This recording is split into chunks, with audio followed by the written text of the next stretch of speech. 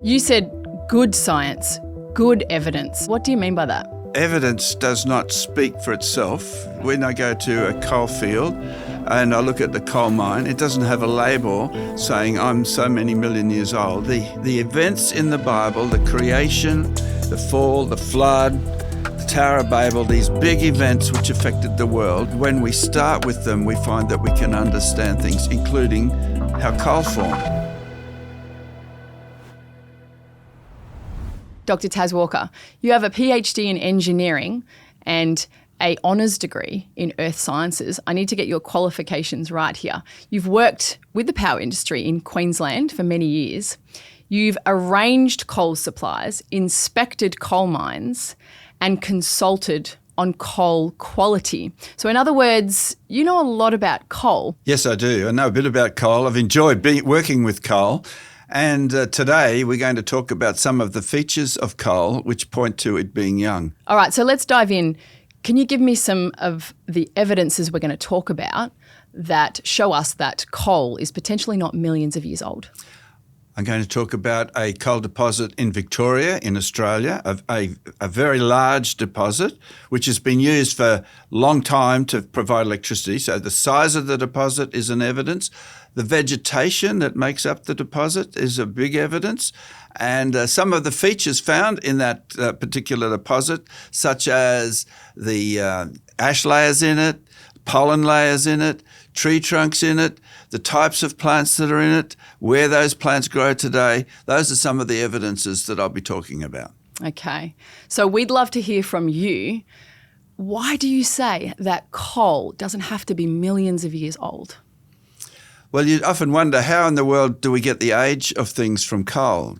And, coal is found in many places around the world, and it was originally in England where the Industrial Revolution began, and they were found in the Carboniferous. Because coal is carbon, they call these deposits that coal are found in, they call it the Carboniferous system in the geological system.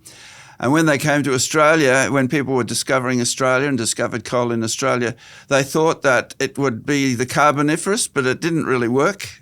And what happened was they ended up reclassifying it, and they called it Permian. So in Australia, they said the coals are Permian, and they put them in a different system than the Carboniferous.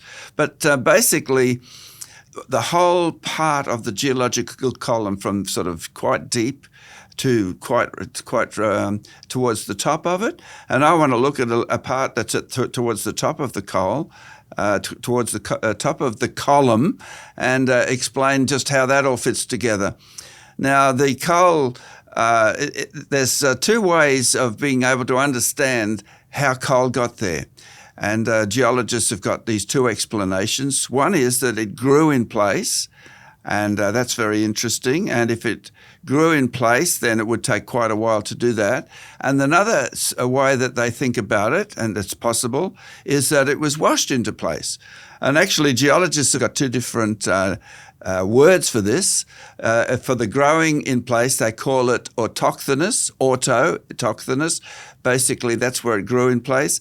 And allochthonous is where it was washed into place. Okay. And so I'll be talking about a coal deposit which is in Victoria, right on the southern part of Australia, on the southeastern side, near the capital city of Melbourne.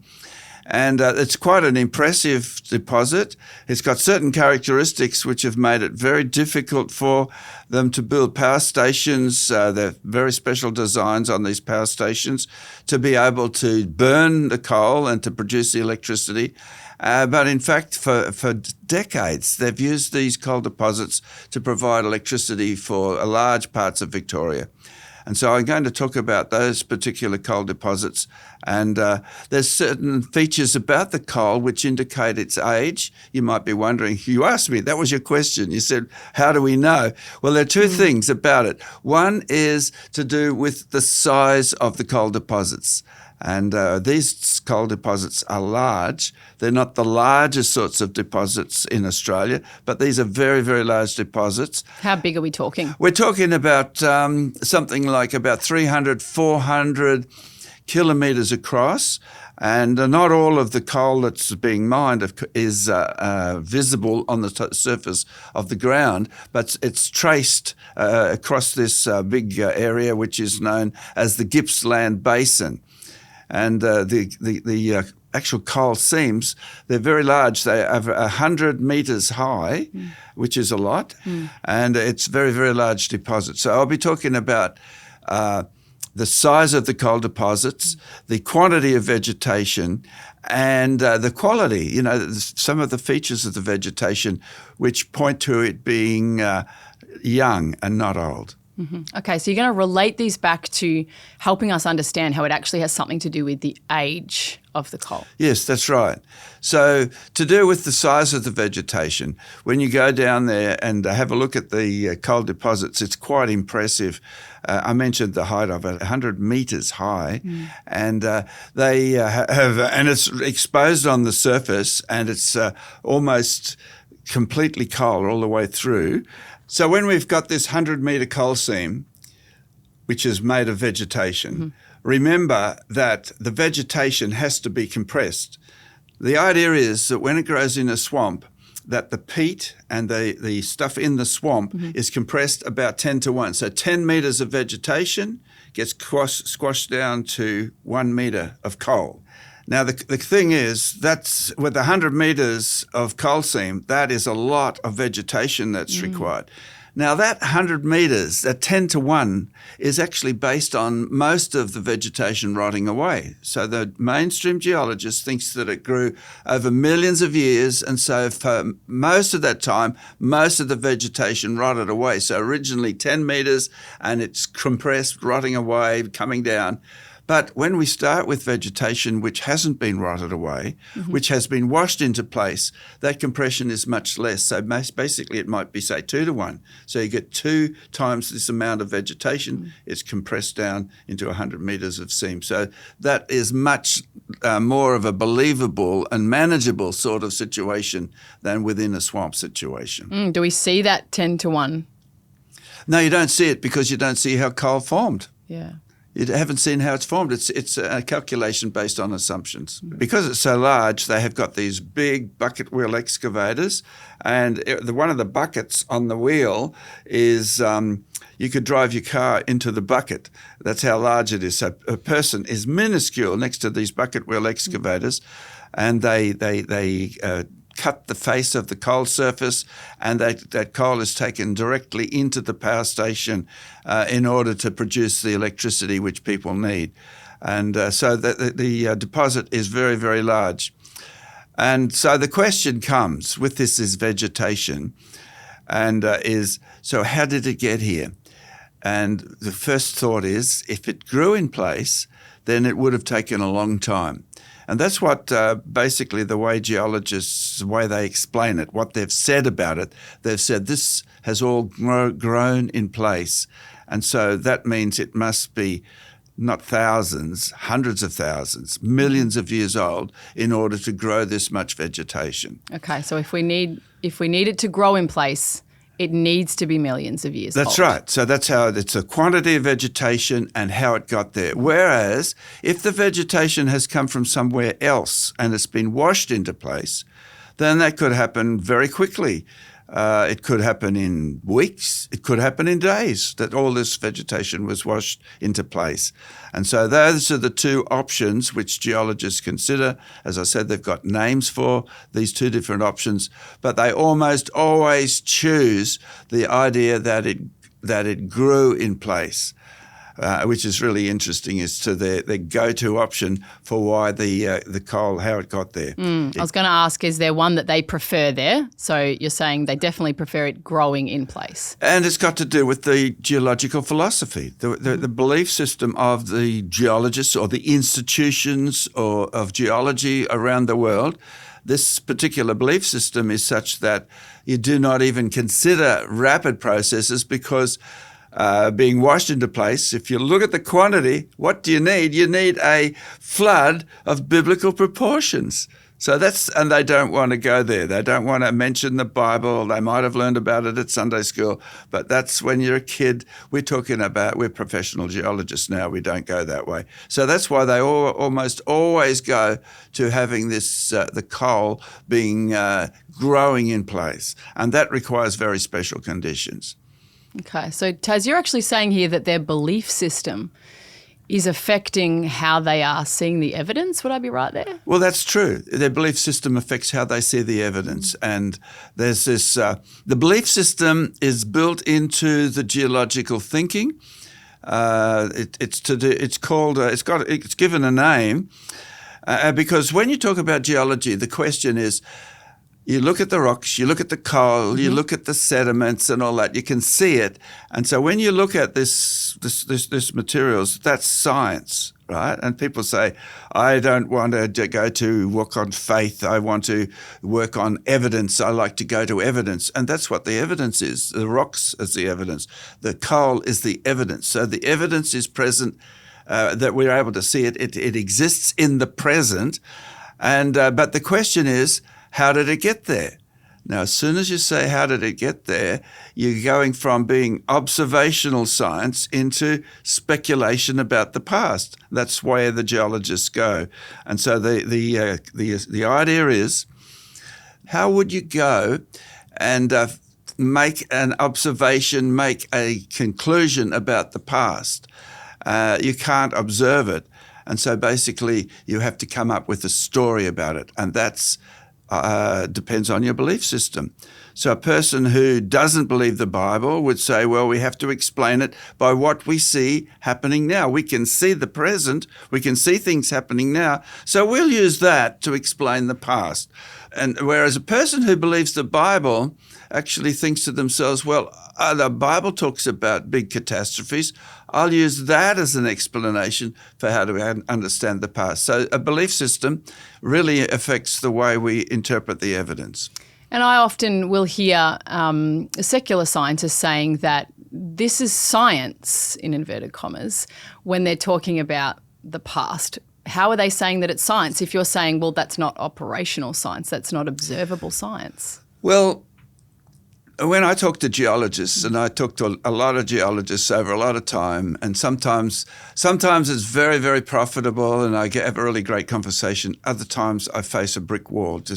And the thing is, geologists often think to themselves, they think that they're observing evidence. They think it's based on evidence, and they're not aware that they're bringing a belief system into their thinking, and that there are other ways of looking at it. Mm-hmm. And so sometimes there's quite a challenge to be able to go down that particular path. Mm. But so there we go. So maybe we go back to our coal deposit, shall we? And have a look at something of the size of that. It's actually found within, they call them basins. Geologists call these things basins. That's where sediment has been washed into an area, and today it's sunk down. And the Gippsland Basin on the southern edge of Victoria, it's something like 10 kilometres thick, 10 kilometres, which is a thick, and that's just the top basin that's there. And it's I mentioned that it was 400 kilometres long along the edge, and it's actually triangular in shape, and a lot of it goes underneath, off coast, under the Bass Strait. And there's a lot of vegetation which is in that basin, and as a matter of fact, that vegetation has been sort of maturing and is producing oil. And so that Bass Strait, the Bass Strait is the area off the southern coast of Victoria. So Bass Strait, there's a lot of oil comes from that particular coal seams, which produce the oil and the gas, and that's been developed for years and years, decades. And they've been talking about it running out, but looks like there's still decades and decades to go for that.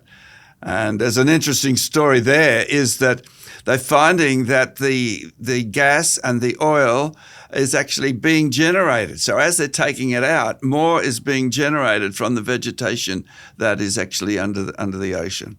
Wow. So why is that significant, Tas? Well, the fact that it's being generated now means that it points to it being young.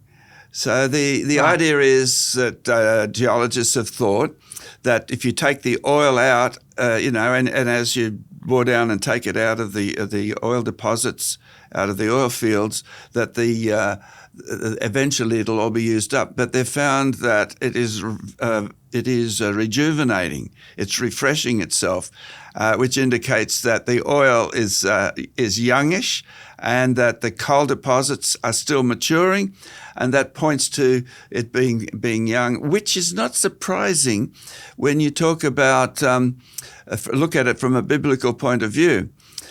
I know that when I went into I would inspect coal mines, and you go down this long access point going down. You go on a little wheeled trolley going down into the mines, and when you get down there it's dark, but there's coal miners have got the lights that are there, and they've got this big machinery which they push it up to the face of coal, and it rotates. It's got spikes and sharp points on it, and it's quite loud as it grinds the coal out, and they take this coal off to the surface. But when the machine stops, if you walk up to the face of the coal, you hear it hissing, goes like that, which is quite amazing. Which it's got methane in the coal seams, and so that's been a problem for coal mining underground, because you have to have very good ventilation to clear this gas out. Otherwise, it can catch on fire and cause an explosion. And so that's another evidence that points to coal deposit being young, that if it developed in swamps and over a long period of time, you wouldn't expect it to still have this methane in it. Because what would have happened to the methane? It would sort of all disappear out in the swamp stage before it was covered up. Well, there's another story. I worked at a power station in Brisbane, and there were some coal mines right at the doorstep of the power station. That's why they put the power station just a little bit out from Brisbane, near a place called Ipswich.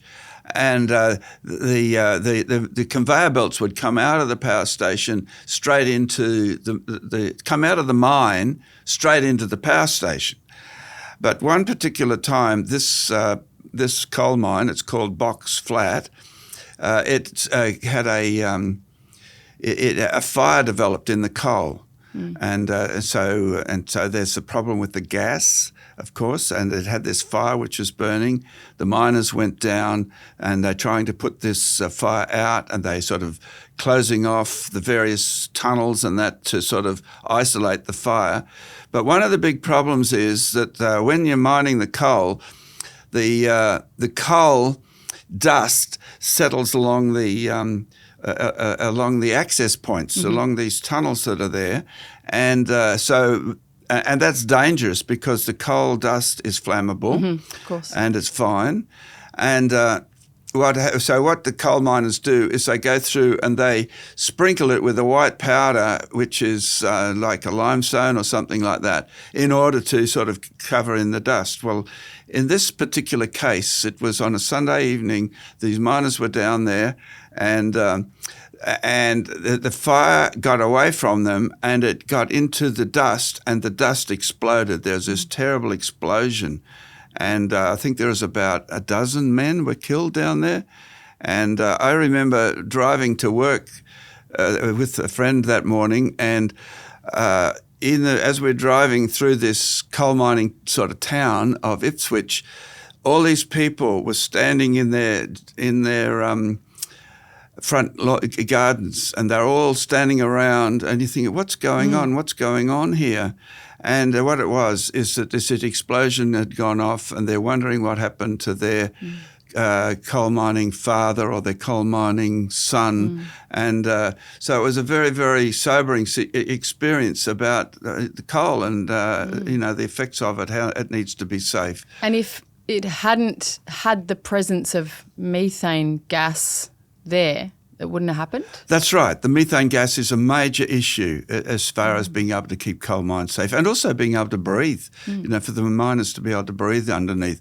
And so that, again, is an evidence that this coal is young. I actually wrote an article about this, or an abstract of an article, and I sent it off they have a coal mining conference, and I thought, oh, I'll just, send this off to them and talk about how coal can form as a result of Noah's flood.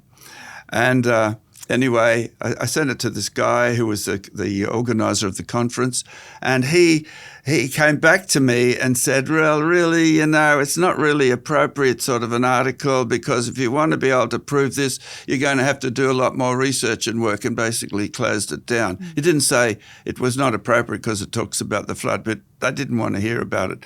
And that's the situation, is that it's an institutional belief. And anybody that sort of wants to put up a different view, they can't put it up within the institution of the coal geologist fraternity. And it's like it's just not even acceptable that you're going to speak about it. That's exactly right.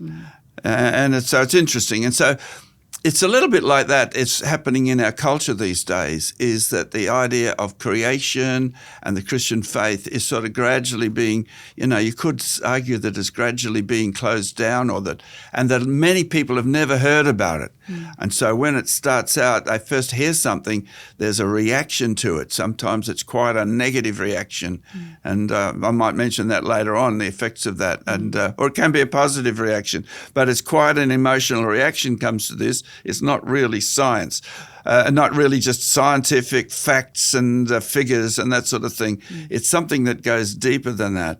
And so I'm going to just be talking about this particular coal deposit and how geologists have tried to explain it without reference to a big watery catastrophe. That's something that they want to avoid, and just explain it by what we see happening today. And that's the whole philosophy of geology. This is what I want to ask you about, Tas. Can we talk about how does their explanation work? Well, when you think about it, what do we see happening today? Do we see big coal deposits forming today? And there's lots of... Well, we don't. But there's lots of geological features which we sort of do see them happening today, like sandstone deposits and limestone deposits and things like that. Geologists can point to these and say that's how it happens.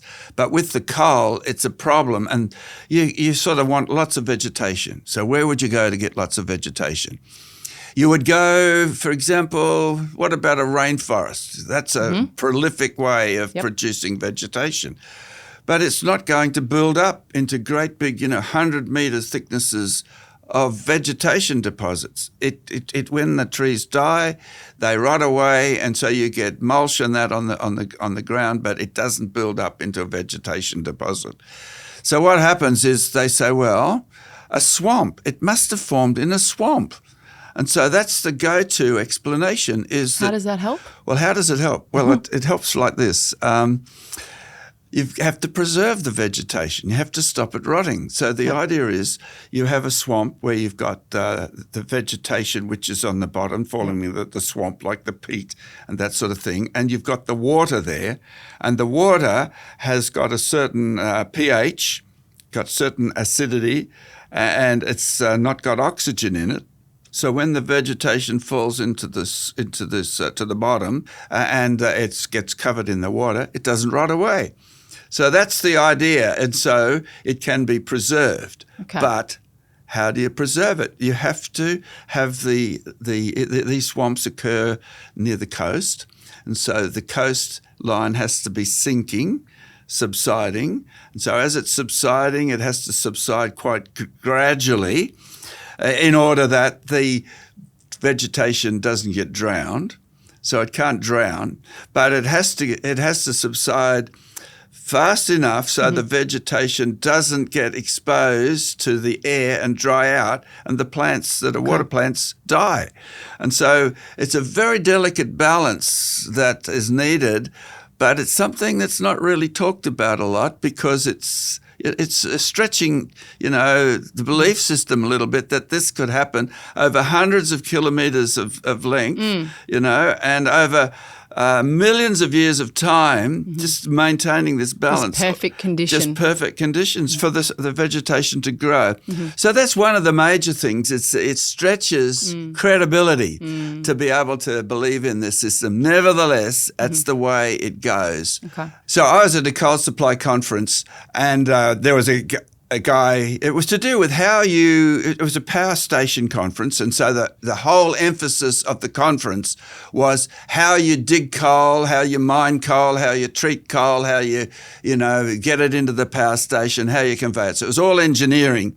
But they had a geologist there who was going to start off and explain how coal got there. See, that makes sense. And so he stood up and he started talking about millions of years and this swamp. And I'm thinking, oh, come on, this doesn't work. It's not really relevant to what we want to do with coal. And so I mustered the courage to actually ask him a question about it, which he fobbed off. But I found that quite interesting. And nobody else really even thought about, the problems of how this vegetation could grow in a swamp. And, engineering friends that I have met and talked to, they don't see it as a problem. Even though it's like requiring such precise conditions and something that almost seems impossible over that amount of time, it's like, we don't go there. We don't go there. That's right. And you're silly for even suggesting it. So they put it on to it. And that's very interesting, the way that goes. And anyway, we talk about this vegetation in the Yallourn coal, and there's a lot of features about the coal it's called the Gippsland Basin, which is the big thing, and within that's 10 kilometres thick, which is big, and then within that there's about a 700-metre section, maybe more than that, maybe a kilometre section, which is called the coal measures. They call it coal measures, and there's a number of very large coal seams which are in these coal measures, and these have been mined in various places to provide power for electricity. And so that's just the size of it. But there's a lot of other features that are there which point to it not growing inside a swamp. Now, I've also heard that volcanic activity is relevant here. Can you explain that for us, Tas? Well, to do with this basin, this big basin, it's to do with the sinking of the crust of Australia. It was actually to do with the sinking of the ocean. So when these movements of the crust occur, it causes volcanic activity. Okay. And so this occurred as the vegetation was accumulating. And so through the vegetation at various, we call them horizons, levels within the vegetation, you find this volcanic ash through it. And if it had grown in a swamp, you would not expect to see that. You might get volcanic ash, which occurs, but if the swamp's sort of just sitting there for year after year after year, waiting for it to go down, you would expect, other growth of vegetation to sort of gradually displace the ash, which is there. Of course. And it would become dispersed through the vegetation, and you wouldn't get these ash bands, which are there. Right, and so the bands are really clear. And they're clear. Yeah. And so that's another evidence that it didn't grow in place, but that it was washed into place, and maybe a number of different occasions it was washed into place. Okay. Can we talk about some more of these evidences? What about pollen? Well, you heard about pollen. And that's another interesting feature about this particular coal, is that there are these pollen bands through it. And for the same reason, to do with the ash, the pollen is at various horizons, and you would not expect that to be there if it grew in place over a long period of time. For the same reasons. For the same reason. And as a matter of fact, there's one horizon that's something like half a metre in thickness, and it's got a large proportion of pollen in it, something like 50% of the vegetation is pollen. And a friend of mine, when he talks about this, he says there must have been some bad seasons for hay fever there. Yes. But again, it should be mixed up, but it makes sense if it was washed into place. That's what water does. When water washes vegetation into place, it sorts it out. So it sorts out the leaves, it sorts out the roots, it sorts out the pollen, it sorts out the branches. And so there's this sorting which goes on, and it washes the different parts into different places. So the heavier things and the lighter things, the water's actually sorting them out. It sorts them out according, not just heaviness and that sort of thing, but it sorts it out according to, leaves and that are easy to wash along. Yes. Branches are not.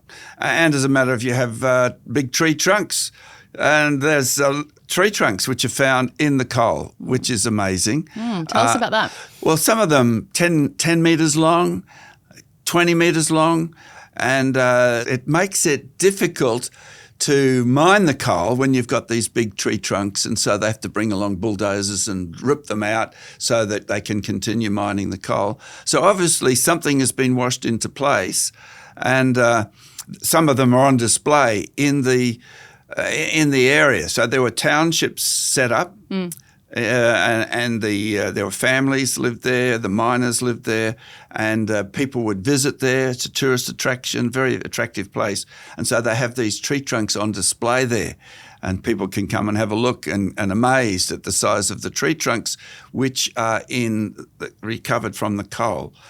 And that raises another issue for growing in place, because these trees are big, so they have big roots. They stand very tall. They've got lots of branches and leaves. And so if you've got a swamp which is soft and which is basically peat-like stuff, vegetation-like stuff, which goes down for metres, tens of metres and that, how can the tree roots get a grip and be able to stand up tall? So that is an indication that these things were washed into place and didn't grow in place. Okay, so sometimes these trees do have root systems, because I was wondering, mainstream geologists saying that it's grown in place. That's right. So they do have root systems, but they've been broken off. Okay. So it's not. So they've been broken off from wherever they were growing, and then that they've been washed into place. So often that's one of the questions that occurs with coal is, can we find the roots at the bottom of the coal seams? And in this particular case, on the Yallourn coal, on the seam, it's a big, thick seam, as I've mentioned. And so you'd expect if you go to the bottom of it, you might find roots in the soil at the bottom. If they'd grown in place. If it had grown in place. But when you go and look down there, you find that there are no roots, the roots are not there, but it's sitting on a thick layer of clay, which is a very good pottery clay. And so that's not the sort of thing that people like in their garden, to be able for things to grow and to get roots going. I try and do that in my own backyard. It's very high clay soil. Doesn't work. Doesn't work very well. So that's another evidence that all this vegetation was washed into place. And so so we've talked about the trees, we talked about the pollen. Talking about the trees. So you can actually identify the plants which make up the coal. So it's not particularly really coalified, so that things can't be identified, but they identify the plants. And so you would expect, of course, that these plants grew in swamps, wouldn't you? So the types of plants that we would expect that can grow in swamps, you're saying they're not there? That's right. You'd expect to see them there if it was a swamp, but they're not there. Now, for example, a lot of the plants that are in the coal are pine trees. They're sort of, there's things like Norfolk Island pines, there's Huon pines, there's quite a number of different pines. I can't remember all the various variety of pine trees. And these plants, these pine trees, are things which grow at height. They're typical in the highlands of New Guinea, where you've got 1,000 metres of height, 2,000 metres of height, particularly in the mountainous areas in Australia, Tasmania. So they need big, strong root systems. That's right. Do they grow in swamps? They don't like wet conditions. They like well-drained conditions. Okay. And so that's the places where they grow. Plus there's other sorts of plants besides the trees. There's casuarinas and none of these plants are really like wet conditions. They like well-drained conditions. So the types of plants are not the plants that grow in swamps. So even though they say the coal grew in a swamp, there's this evidence that they didn't. And are these plants that we're finding, is this all over the world in coal seams, coal deposits? Well, it's very much like that. Okay. And there's some coal deposits in Queensland near where I live, and I explored a little bit about those. Some of the mines that provided coal to our power stations are from Queensland, and so I did a bit of reading and research. And the coal has got... I understood the type of plant that grows there. It's Araucaria, I think that's how it's pronounced, and this is a particular plant that is not a swamp plant. Right. I remember when I was doing my geological studies, we would go on field trips, and I was a mature age student, and I was very conscious of the fact that all the other students were young, and I just did not want to be sort of like an old man dragging the chain and have them sitting there waiting for me when we were on this field trip. But I found that most of the young people were pretty well out of condition anyway. But we were on this field trip, and it was up in central Queensland near Rockhampton, which is a town in central Queensland. And we came to this mountain. It's called Mount Jim Crow. It probably wouldn't qualify as a mountain, but it was, I think, about 700 metres high, something like that. And so part of our exercise, I think the lecturers who were running the field trip, they were young. One of them was younger than me. One of them was probably about my age, maybe a bit older. And so we climbed up this mountain, and I was very conscious that I didn't want to be the last one up. And we got up the top. We're all sitting there recovering and sitting around, and one of the lecturers was sort of looking at this pine tree, and he went and picked one of the leaves off it, and he said, "This is an Araucaria pine." And he started talking about this pine, shedding his knowledge about it. And I said, here we are up on the top of this mountain, 700 metres above the surrounding country, and yet this particular tree is the ones that are found in the coalfields, and coal grew in swamps. I said, how does that work? And he said, in those days, back in that time, these sorts of trees grew in different environments. And so that was his brush off, and of course they didn't. They would have to be huge changes to the type of tree to grow in a different environment. And the other lecturer said, "Oh, you just sound like one of those creationists, which indicates the sort of reception you get as to why it tends to make you shut down, and it's not an open reception.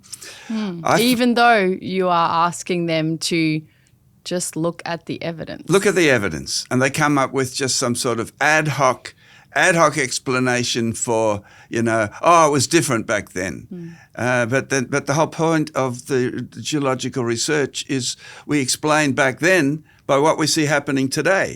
And so they're explaining back then by, it won't fit with our theory that it's in a swamp. So that's very interesting. So that was something that happened regarding these particular types of trees. And so very strong evidence. It's powerful evidence that it did not grow in a swamp. Tas, you've given us a lot of evidence here for conditions that don't seem like it could have sat there in a swamp for millions of years. How are mainstream geologists explaining all of these evidences when it does seem like it's pretty heavy proof that it can't have formed like this? Well, generally, these are places they don't go to. You know, it comes out like that guy that lectured to us at the engineering conference for the power supply, the power industry. He put the explanation in. The other guys were not really into it. They probably hadn't thought about it and researched it and didn't have the information, so they just accepted what he said. He didn't go into the details and try to justify it. He just told a story. He just gave the narrative of this is the way it is. Okay. And the narrative isn't necessarily addressing the hard evidence we have in front of us. That's right. What happens is that the person's worldview, their belief system, is what guides their thinking. And so if you point something out which contradicts it, which doesn't fit, they don't say, oh, okay, so it must have come in Noah's flood after all. Yeah, that's a good thing. They don't say that. They're they've got their feet dug in that it was definitely not Noah's flood. I don't believe the Bible is true. I've thought through this and I've come to the conclusion that you can't interpret the Bible that way. It's just a myth. It's just a legend. And so I'm not going there. So even though I don't have an answer for this at the moment, I know that there will be an answer come up sometime, and so I'm just going to not go there at this particular time. Or they might say, I'm going to do research into that. I'm going to apply for a research project. I'm going to write up the activities for it. I'm going to apply for a grant, and we're going to do research into coal and that to be able to understand how it can happen. So it becomes a research project. It doesn't necessarily change the worldview.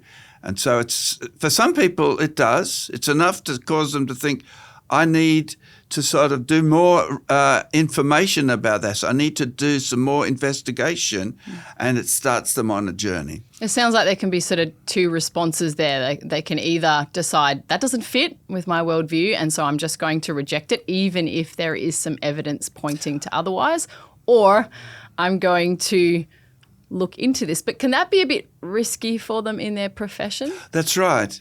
That's exactly right. When I went back as a mature age student, I didn't have any basically commitment that I was going to lose my job, I was going to lose my career because I identified as a creationist. Okay. I could have been shut down by the other lecturers and people in the geological fraternity, but they were all very kind to me. Nobody caused any trouble for me at all. I would raise questions and raise points sometimes in a class, but very rarely. Most of the other students sort of said, come on, let's get on. You know, we don't want to sort of deal with this. But there was one guy in particular, a student, who talked to me and he could sort of understand it. And I remember that I was in a lecture once, and the guy who was lecturing was going through, and he said about the mid-ocean ridges and about the smokers and the volcanic eruptions which are occurring there. And he said, this environment, it's widely believed that this could be where life originated, in this sort of environment. And then he looked at me and he said, you don't believe me, do you? Which is very interesting. How did he know? Well, basically, I said, I didn't say anything. It must have been just the look on my face. But this other student would sometimes turn around to me, and he indicated that he understood something that was said in the lecture, how it fitted in with a creationist perspective. And so that was very interesting to see how that all went on. So that just gives a bit of an idea of what the geological fraternity is like, and how, as an institution, it's been taken over by this philosophy.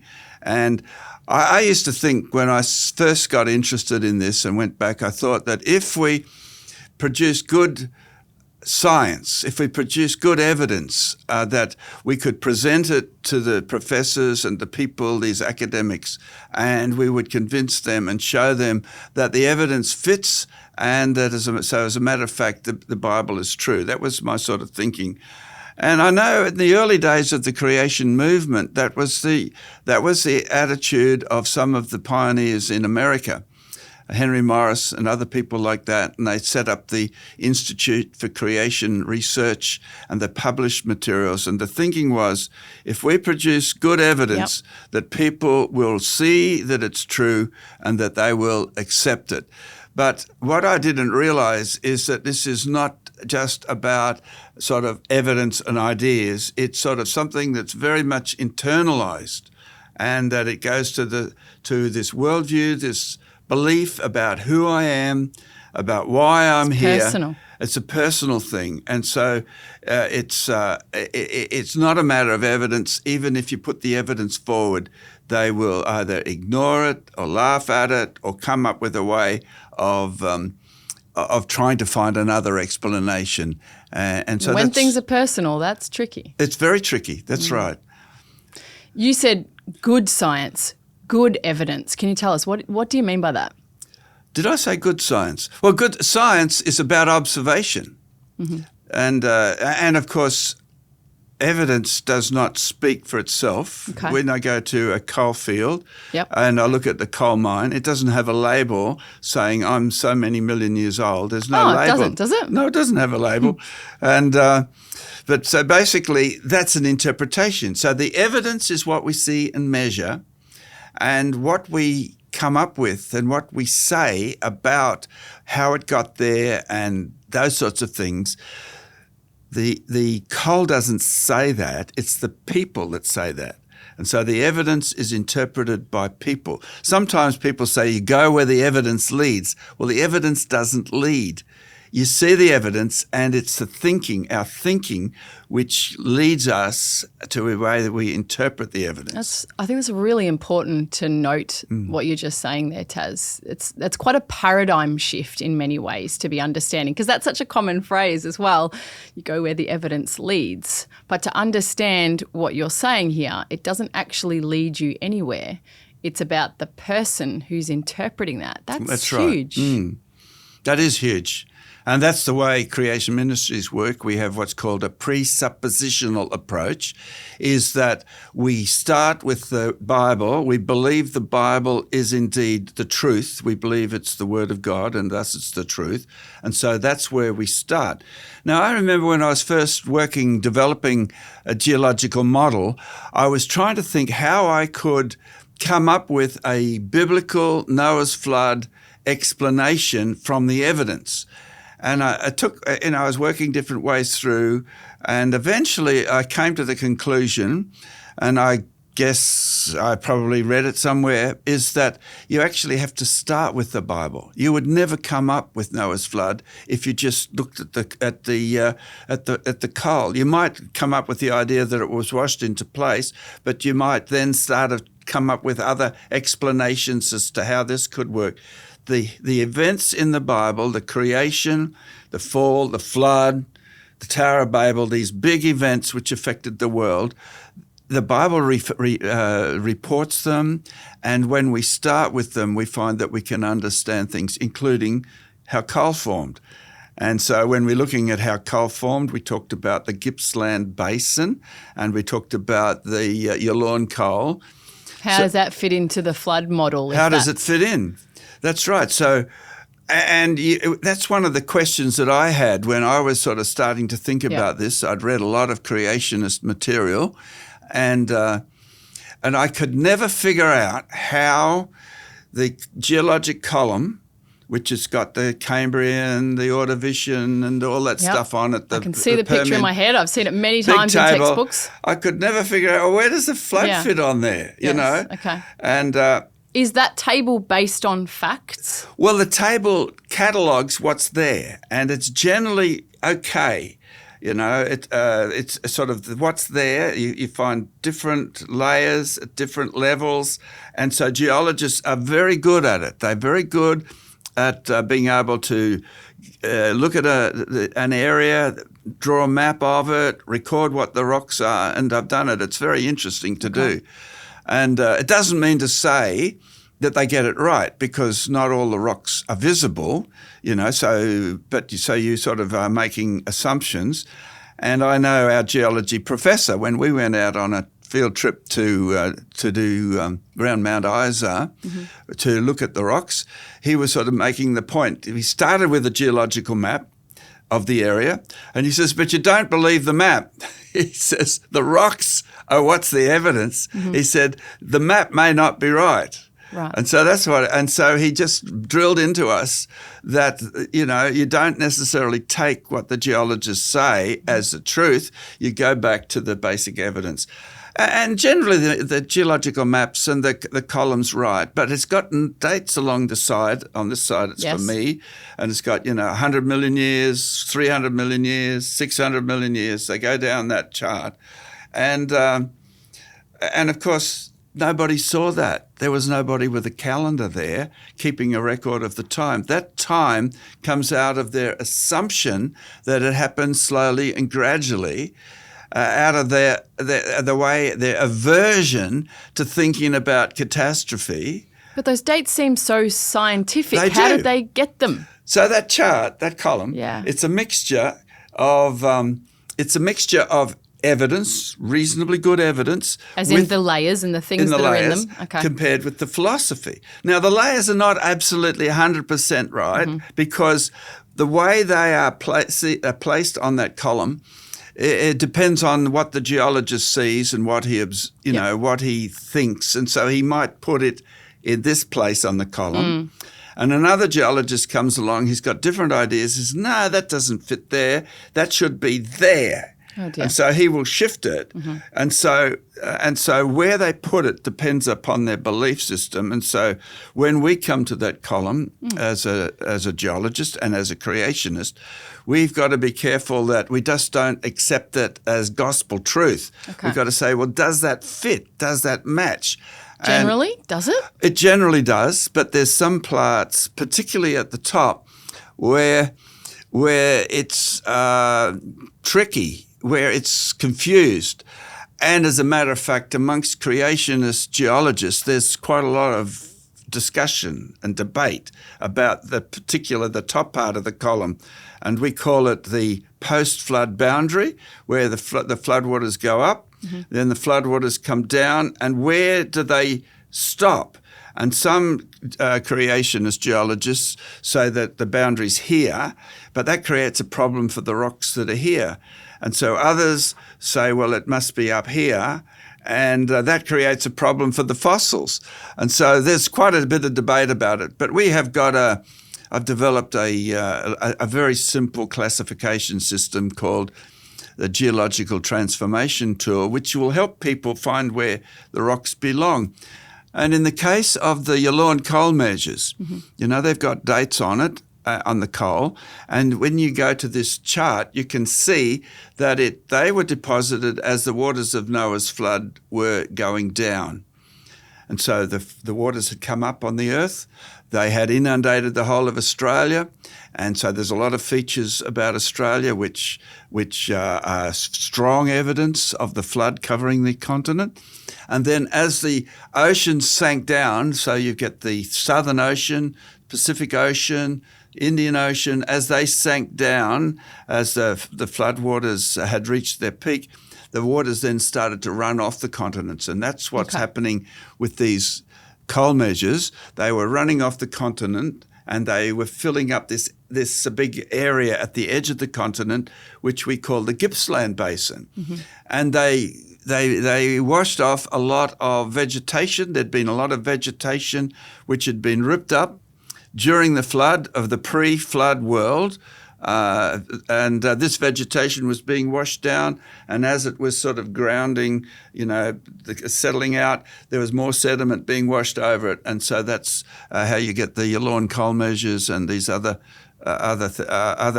deposits within that area. Okay, so the floodwaters come up, but then as they start to come back down, water goes to the lowest point.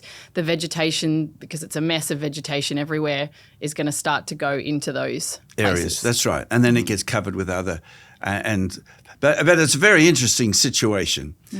So And that's how the Yallourn coal measures that we talked about, how the mainstream geologists interpret it. It doesn't work very well, but they're not happy to go anywhere else. And yet when you start from a biblical perspective of the global flood and where it fits within that, it makes a lot of sense. So Tas, this is big because you're saying, as opposed to a mainstream geologist that would talk about coal forming in swamps slowly and gradually over millions of years, you are presenting evidence that the coal isn't millions of years old and in fact can't be because there are features in it that don't need millions of years and can form quite quickly and can prove that this didn't take a long time. This is a big call. It's a big call, that's right. And so people need to look at it and the people need to do their own personal research into it.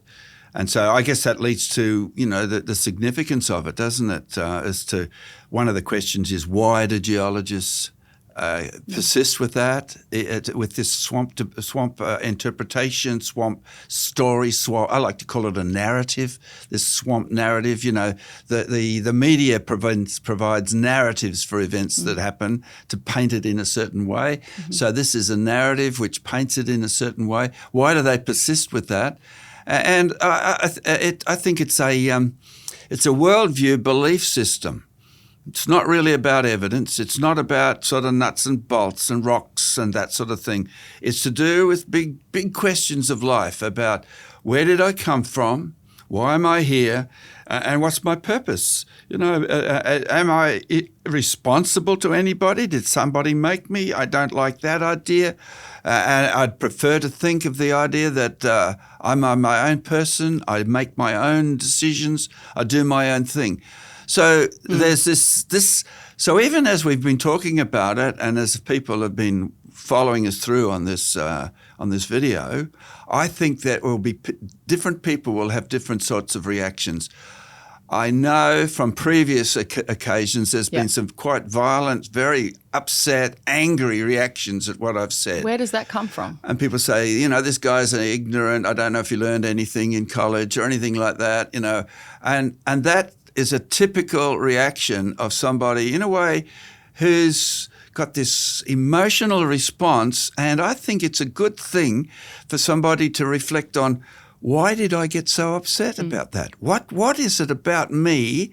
What is it about inside of me that's making me react so violently? And you'd encourage that person to actually ask that question. Exactly Notice right. what's going on. Exactly right. And often that can start somebody on an amazing journey of discovery and move into a new place. I knew a guy who wasn't to do with geology, but it was to do with an emotional, angry outburst that he had against his wife. And that caused him to think, why did I react like that? And I need to sort of work this through. And he went and actually, talked to different people and counsellors about that. And it's probably very easy to just ignore that and to move on, sweep it under the carpet and, oh, well, instead of actually going, why? That's right. And I remember there was a Somali lady who came to Holland, and she was a Muslim lady. And when she came to Holland, she enjoyed the freedom so much, she actually abandoned her religion, which was Islam, because she didn't like it and the way she was treated under it. And she sort of became very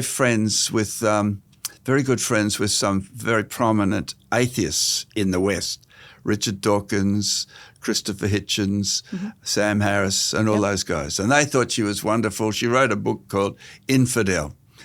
And anyway, just recently I heard about her story, is that she became very depressed. In her life, she started becoming very depressed, and she tried all sorts of ways to relieve her depression. She went to see counsellors, she went to see psychiatrists, she did a lot of drinking, and eventually one of her counsellors said to her, Ayan, they said, I think you are spiritually bankrupt. And so that created a big reaction from her.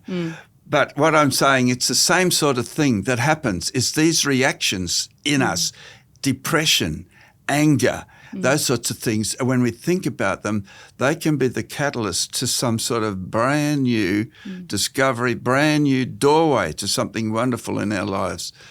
And other people, when they've heard us talk about the coal in this particular area and heard about the explanations and Noah's flood and that sort of thing, they might think, wow, that's wonderful. So Tas, talking about these different reactions we can have, particularly emotional reactions even, to the evidence and to the ways that it's interpreted, even when we're talking about coal and whether it's millions of years old or not, what would you encourage people to do when they have sometimes some strong reactions?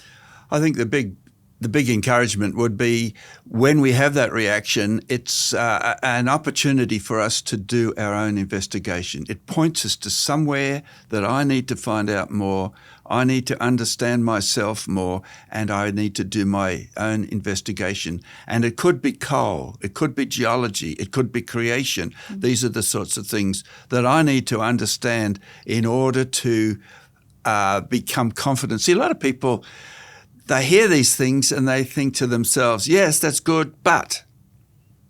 And there's questions that they have which even they can't verbalize sometimes. They know that there's a bit of a being unsure. So doing some more research, more investigation can lead to clarity and a place of peace, I suppose, about this issue. Yeah, knowing that questions are okay, but do you want to know the truth? That's right. That's exactly right. Tas, we've talked about two groups of people really with strong emotional reactions potentially to you saying that coal doesn't need to be millions of years old and that there's evidence for that, and that those two groups of people might either say, you know what, I've had enough of this, I don't want to know, or I want to investigate, I want to know the truth, I want to look at the evidence.